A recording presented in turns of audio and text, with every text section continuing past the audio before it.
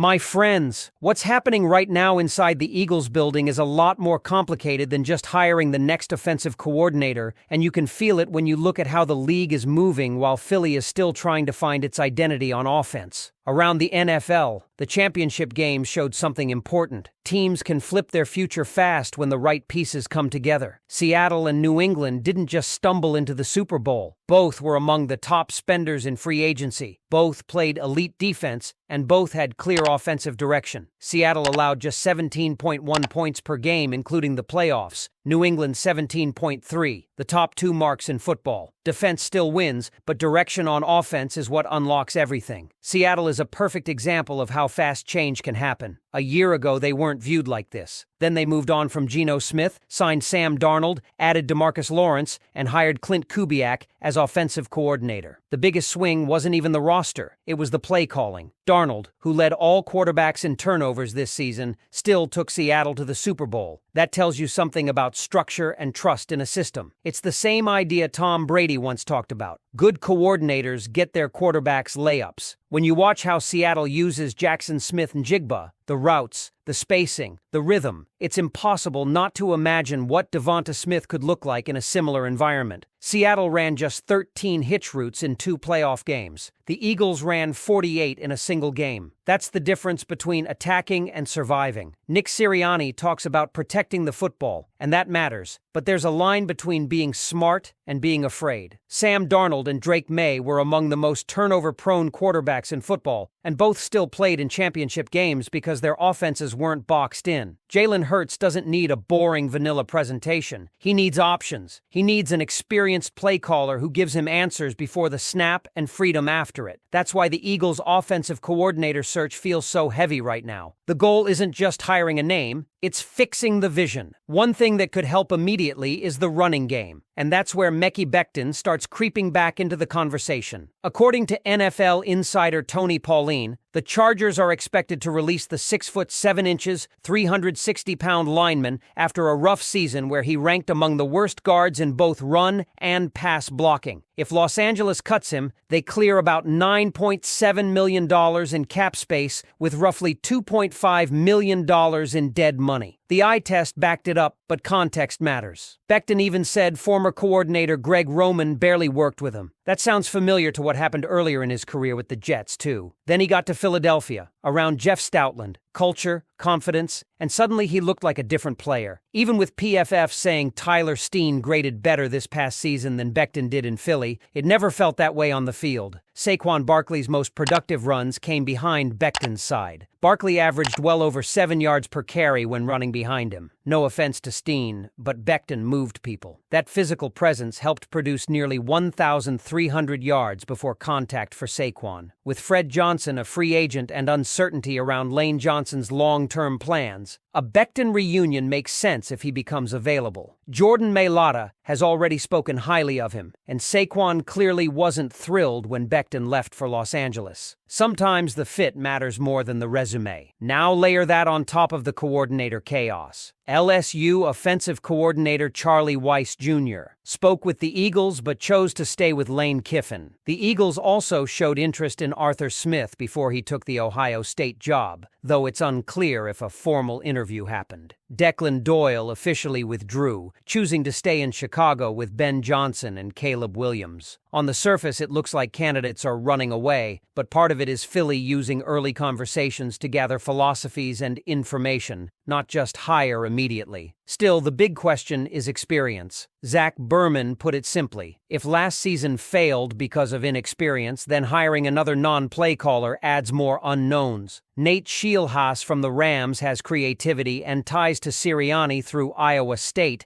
but no NFL play-calling background. Joe Brady remains the dream target for many, even as he interviews for the Raiders' head coaching job. The Eagles also spoke with Texans quarterbacks coach Jared Johnson and interviewed former Dolphins offensive coordinator Frank Smith, who worked under Mike McDaniel. But everyone knows McDaniel called the plays, and Miami eventually regressed. If the Dolphins didn't retain Smith, what does that say about his influence? What's clear is that movement is finally happening. Candidates in, candidates out. That usually means the Eagles are narrowing the real board. Historically, decisions tend to come quickly once second interviews start. And while Philly searches, The NFC East is getting sharper. The Giants hired Denard Wilson. Dallas hired Christian Parker as defensive coordinator and even blocked the Eagles from interviewing Clayton Adams. Division rivals aren't helping each other anymore, and that's the environment Philly is operating in. On defense, there's movement too. Miami interviewed defensive line coach Clint Hurt for their coordinator role, which would be a real loss if it happens. But the Eagles are promoting Joe Casper to defensive pass game coordinator and DB coach, keeping continuity with Cooper DeJean, Quinyon Mitchell, and the safeties. Casper chose to coach under Vic Fangio for a reason, and that relationship matters going forward. So when you step back, this isn't just about one hire. It's about whether the Eagles commit to experience, aggression, and structure, or drift into another year of uncertainty. With the possibility of Mekhi Becton returning, Jalen Hurts needing a real play caller, and the NFC East getting tougher, Philly is standing at a real crossroads right now. The question is simple, but heavy. What direction do you actually want this offense to take, and how do you feel about the way the Eagles are handling the coordinator search so far? Because once you look past the surface, the coordinator search is really exposing how the Eagles view their own window. This roster is not in rebuild mode. It's not theoretical. It's now. You have Jalen Hurts in his prime. You have DeVonta Smith, A.J. Brown, Saquon Barkley, a top-tier offensive line culture with Jeff Stoutland, and a defense that Vic Fangio is shaping into something reliable. That combination doesn't need babysitting. It needs direction. Last season showed what happens when the offense has talent but no personality. Too many plays felt reactive instead of intentional. Too many third downs were about surviving instead of attacking. When fans complain about hitch routes, it's not really about one concept. It's about predictability. Defenses knew what was coming. There wasn't enough conflict being created for linebackers and safeties. There wasn't enough spacing built into the design. And when Jalen Hurts did have to create, it was often without structure helping him. That's why experience keeps coming back into the conversation. Not because young minds aren't smart, but because this offense doesn't need to be discovered. It needs to be refined. Jalen has already shown he can operate at a Super Bowl level when the system gives him answers. The job of the next coordinator isn't to teach football from scratch. It's to maximize what already exists in the building. Motion, timing, layered concepts, and a run game that actually dictates to the defense instead of reacting to it. If Mekhi Becton does come back into the picture, that changes the math even more. Philadelphia at its best has always been physical first and creative second. When the run game forces defensive fronts to compress, that's when DeVonta Smith becomes lethal, when A.J. Brown wins isolated, and when Jalen Hurts stops being a scrambler and starts being a surgeon. Saquon Barkley's success behind Becton wasn't accidental. It was about displacement, angles, and defenders being moved off their spot. You can't build a modern Eagles offense without that foundation. At the same time, the league isn't waiting on Philly. Dallas is upgrading. New York is upgrading. Coaches are moving. Systems are forming. Every delay in Philadelphia isn't neutral. It's relative. Other teams are defining who they are while the Eagles are still deciding what they want to be. And that's why this coordinator hire feels bigger than past years. It's not about patching holes. It's about choosing identity. Do they want aggression with discipline or safety with limitations? Do they want a coordinator who's already failed and learned, or one who's still discovering himself at the NFL level? Do they want to protect Jalen Hurts or unlock him? Because those are two very different philosophies, even if they use the same words in press conferences. What makes this stretch interesting is that the Eagles finally seem to be trimming the board. Candidates withdrawing, interviews happening, conversations shifting. That usually means the front office is no longer browsing, they're selecting. And when that happens, every detail matters. Play calling history, relationships with Sirianni, comfort with autonomy, and the willingness to actually challenge what the Eagles' offense has become instead of just maintaining it. The next coordinator will define how defenses play Philadelphia for the next few seasons. Will they fear spacing? Will they fear tempo? Will they fear motion? Or will they sit on routes again and wait for mistakes? That answer is coming soon, and when it does, it's going to tell us exactly how serious the Eagles are about chasing another Super Bowl instead of just staying competitive. Because even beyond the coordinator title, what's really being decided in this process is how much control the Eagles are willing to give to the next offensive voice in the room. That part doesn't get talked about enough. Play calling is one thing, but authority is another. Last season, you could feel moments where the offense didn't look unified. Some concepts felt designed for protection, others for explosion, and they didn't always live in the same world. That usually happens when too many hands are on the steering wheel. The next offensive coordinator has to walk into the building knowing this isn't a development project. It's a contender that needs sharpening. Jalen Hurts doesn't need training wheels. He needs clarity. He needs a system that tells him where answers are before the snap and gives him freedom after it. That means formations that stress coverage, motion that forces communication, and route combinations that attack leverage instead of settling for space underneath. One of the quiet problems last year was how rarely the Eagles forced defenses to declare early. When you watch the best offenses in the league, they make linebackers wrong at the snap. They create hesitation. They create conflict. Philly too often let defenses sit in comfort. That's why those hitch routes became symbolic. Not because the play itself is evil, but because it represented an offense playing not to lose instead of playing to impose. And when you connect that back to the run game, it becomes even more important. Saquon Barkley isn't just a runner, he's a pressure point. When he's downhill behind physical linemen, defenses rotate safeties earlier. They cheat into gaps. They stop disguising as much. That's where the Eagles' offense becomes dangerous again. That's where RPOs actually work instead of being decorative. That's where A.J. Brown stops seeing bracket coverage on every important down. If Mekhi Becton re-enters the building, that gives the Eagles the ability to lean into that identity. Not finesse first, but force first. Jeff Stoutland has always turned raw power into functional dominance. Becton already showed what that looks like in Philly once. It wasn't perfect, but it was impactful. And impact matters more than clean grades when you're talking about changing how defenses line up against you. Another layer to this is Jalen Hurts' evolution. Early in his career, the offense simplified things for him. Then it expanded. Now it has to mature. Mature offenses don't just call plays. They sequence them. They show one look, punish it, then counter it. They use the first quarter to set traps for the third. That's what elite coordinators do. They don't just react to coverage. They manipulate it over time. That's why the coordinator decision will echo for seasons, not weeks. Whoever gets the job will decide how fast Philly plays, how much motion they use, how often they attack the middle of the field, and how aggressive they are on early downs. Those choices shape everything, from third and manageable rates to red zone efficiency to how often Hurts has to play hero ball. Meanwhile, the NFC East isn't pausing. Dallas blocking interviews tells you they're protecting their structure. New York hiring aggressively tells you they're trying to close gaps. Even defensive staff changes around the division are about identity. Philly can't afford to drift while rivals define themselves. So the real tension right now isn't patience, it's purpose. Are the Eagles slow because they're careful, or slow because they're unsure? Are they gathering information, or avoiding commitment? The answer will show up in the type of coordinator they choose, not the press release language, but the resume, the play calling history, and the freedom they're given inside the building. Because at the end of the day, this roster doesn't need promises. It needs direction. It needs an offense that scares defenses again instead of letting them sit on routes and wait for mistakes. It needs Jalen Hurts operating with confidence, not caution. And it needs the Eagles to decide whether they're chasing greatness or managing risk. And there's another part of this that Eagles fans are starting to feel more and more, and that's urgency, not panic.